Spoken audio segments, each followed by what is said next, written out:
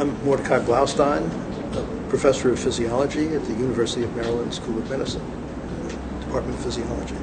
My background is in cellular physiology, and particularly cellular and neurophysiology.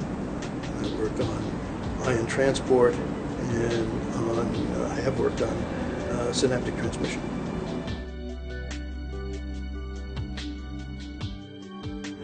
Well, I actually was trained as a physician, and actually as an undergraduate, I became enthusiastic about basic science because that was the time that cellular physiology was just coming into its own, and it was a really exciting area, and therefore I moved into cell physiology, and from the very beginning I was committed to teaching and doing research and working in an academic environment. So our book is Cellular Physiology and Neurophysiology. It's the second edition. And the book was really aimed at trying to provide an understanding of the fundamental concepts in these areas for medical students and graduate students.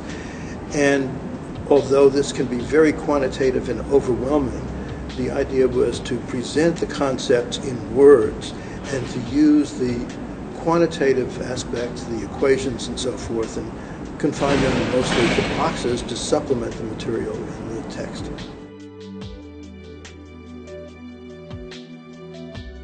It covers an area that is not covered today, and covered very poorly in most textbooks because the larger textbooks can't cover this area in quite as much detail, and there is no equivalent textbook covering these areas. We think that it is, we've at least tried to make it well written so that students enjoy reading it. One of our students even told us he read it over a weekend, he couldn't put it down, like reading a novel once he started. And that was wonderful feedback.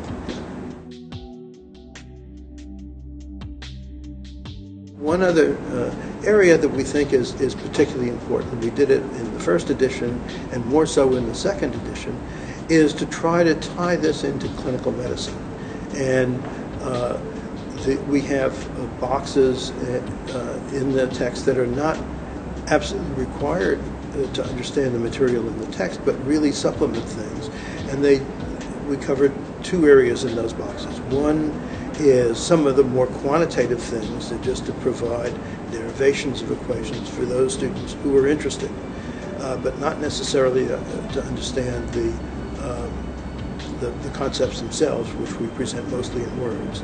The second thing is the clinical background, the clinical aspects, and to try to bring this up to date with clinical examples of how these fundamental principles have been used in diagnosis and in therapy.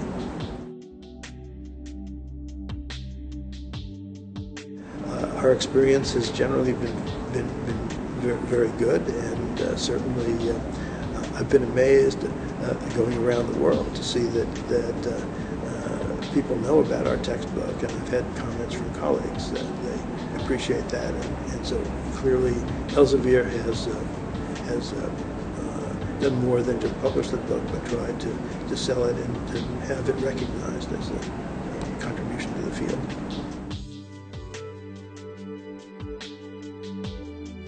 It's important, and we found this with our students, is to use this as a critical background because it helps a great deal to understand material not only in the rest of the physiology course, to provide a really good background, but also to provide a background for understanding things like the electrocardiogram and pulmonary function tests, to understand a number of things in clinical medicine that that sometimes seem a little obscure and that become rote if you've just learned them later on.